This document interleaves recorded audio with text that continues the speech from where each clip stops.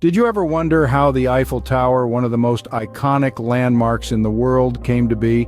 Welcome to What's Special Today, where we delve into the fascinating historical tales behind the world's most remarkable structures.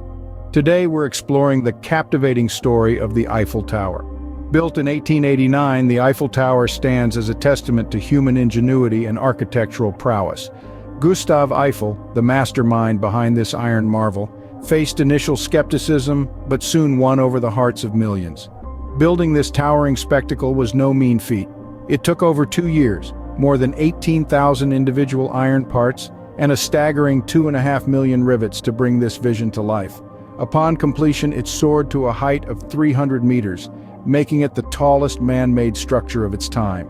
Fast forward to today, and the Eiffel Tower is a bustling hub, welcoming millions of visitors from across the globe each year. Its observation decks offer unparalleled panoramic views of the city of love, Paris. But did you know that its original purpose was quite different?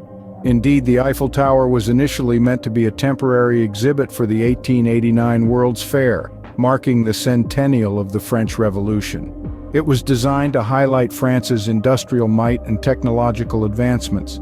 However, its immense popularity ensured it became a permanent fixture in the Parisian skyline.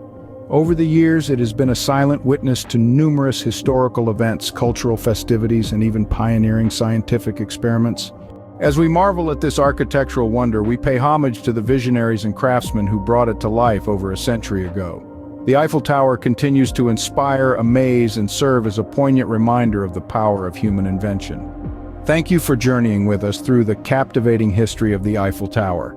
If you found this video enjoyable and insightful, do remember to like, share, and subscribe to What's Special Today for more intriguing stories about the world's most extraordinary landmarks. Until next time, au revoir.